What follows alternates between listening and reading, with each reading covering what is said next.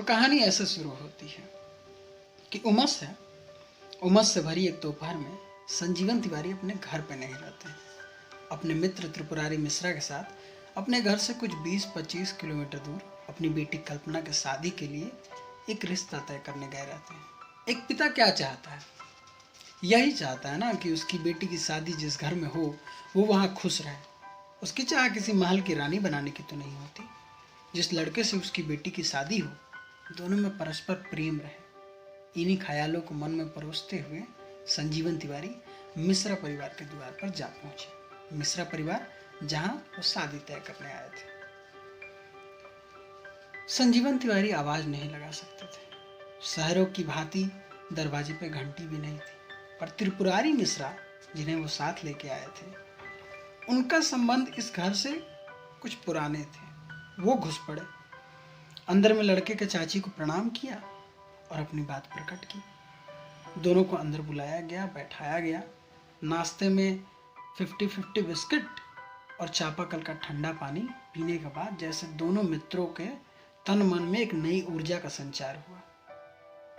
लड़का का नाम, जिससे शादी होने वाला था, वीरेंद्र मिश्रा था। रंग से सांवला, ग्रेजुएशन कर चुका था। एक नौकरी भी थी प्राइवेट कंपनी में, सैलरी भी ठीक ठाक थी। एक पिता लड़के के स्वभाव के साथ साथ आर्थिक स्थिति भी देख लेता है कि क्या वह मेरी बेटी को सही से रख पाएगा। कभी कभी आर्थिक स्थिति खराब होने पे कुछ रिश्ते उजड़ जाते हैं।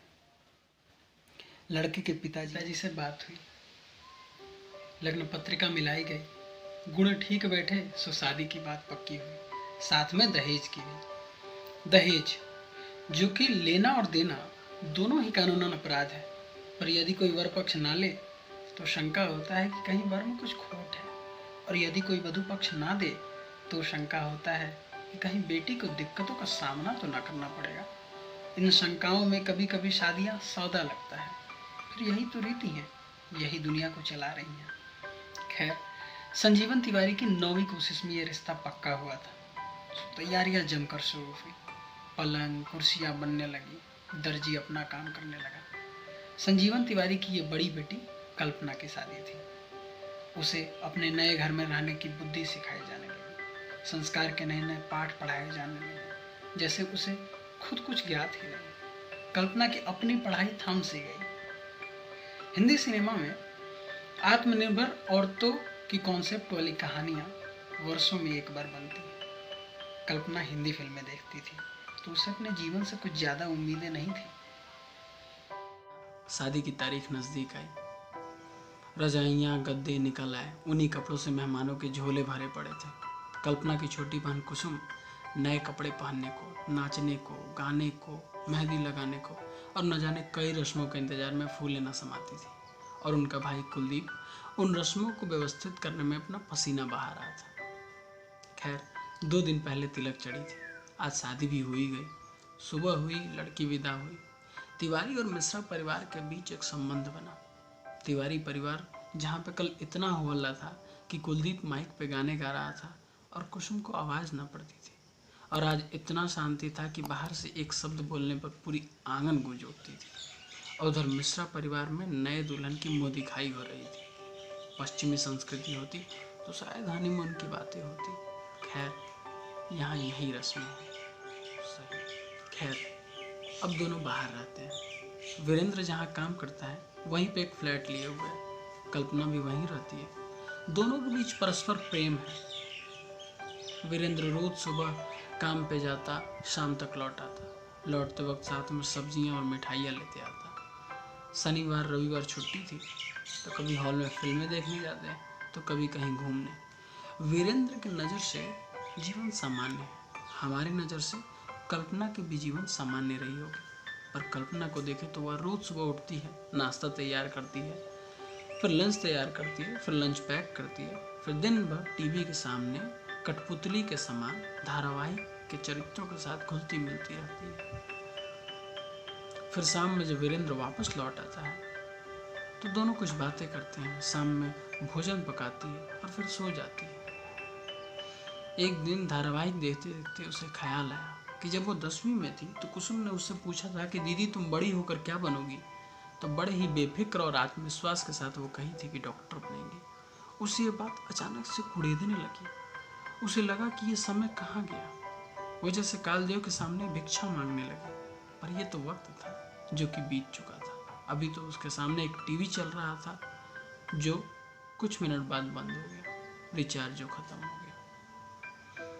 फिर उसने एक बक्सा खोला। उसमें उसके कुछ सर्टिफिकेट्स थे। 10वीं में अच्छे नंबर थे, 12वीं में भी। उसे ये देख गर्व महसूस हो रहा था, पर क्या ये उसी के हैं? ये बात उसे परेशान कर रहा था। कभी कभी जीवन में हमें अपनों से कुछ अहम बातें नहीं छुपानी चाहिए। कल्पना ने यह बात वीरेंद्र से छुपाई कि उसे वापस पढ़ने का एक जुनून चढ़ा था।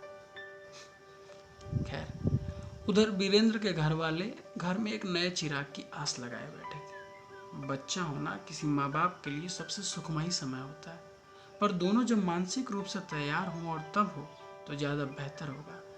आज ऐसा विज्ञान कहता है, ताकि उनके परवरिश में कोई कमी ना रह जाए। बाकी दिन की तरह वीरेंद्र उस दिन भी ऑफिस से वापस लौटा।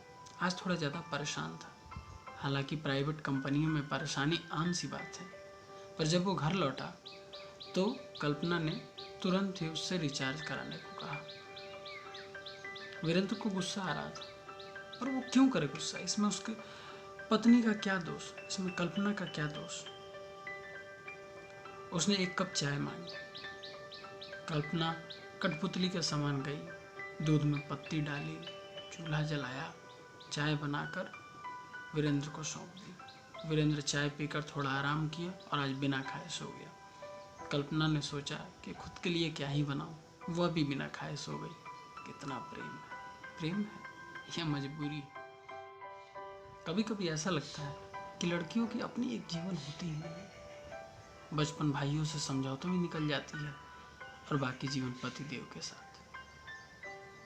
सुबह हुई। वीरेंद्र हर रोज की भांति हड़बड़ी में ऑफिस चला गया।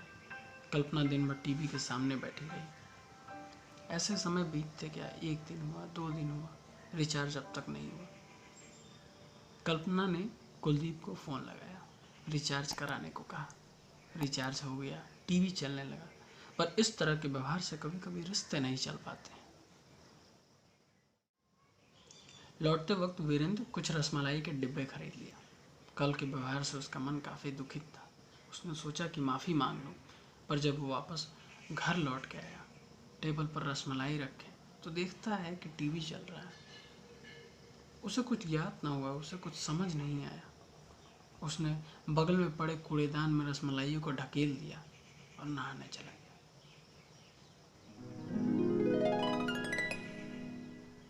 कल्पना एक कहानी की चैप्टर 1 यहाँ समाप्त होती है। चैप्टर 2 को सुनने के लिए इस वीडियो को लाइक करें, शेयर करें, सब्सक्राइब करें। Thank you.